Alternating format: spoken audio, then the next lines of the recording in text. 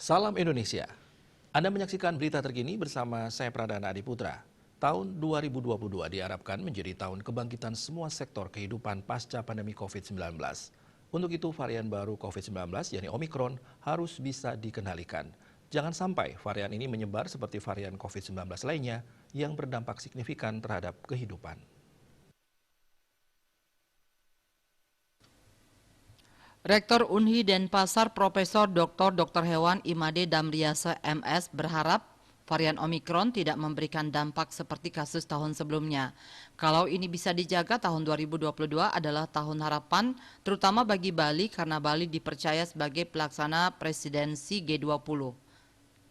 Menurut guru besar jebolan Jerman ini, perhelatan G20 merupakan ajang promosi kepada dunia bahwa Bali mampu mengendalikan COVID-19 sehingga memberikan kepercayaan kepada wisatawan mancanegara untuk bisa berkunjung ke Bali dengan aman dan nyaman. Selain itu, terkendalinya COVID-19 ini juga memberikan harapan baru bagi dunia pendidikan, khususnya di perguruan tinggi, untuk bisa melaksanakan Tridharma perguruan tinggi secara optimal. Sebab di masa pandemi COVID-19 ini ada beberapa kegiatan akademik yang tidak bisa dilaksanakan. Kalau pada 2022 ini kasus COVID-19 terus melandai, maka kegiatan akademik yang direncanakan bisa dilaksanakan. Tahun 2022 menjadi semangat baru untuk kemajuan perguruan tinggi termasuk Unhi Denpasar di tengah-tengah pandemi COVID-19. Karena itu pihaknya akan fokus pada penguatan tata kelola, kualitas dan reputasi Unhi, dan peningkatan sumber daya manusia SDM.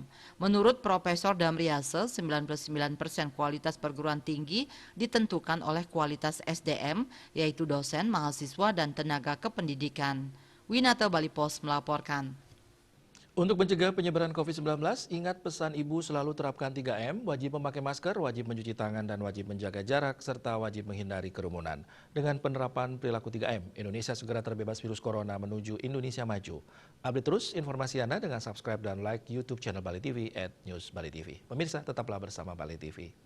Salam Indonesia.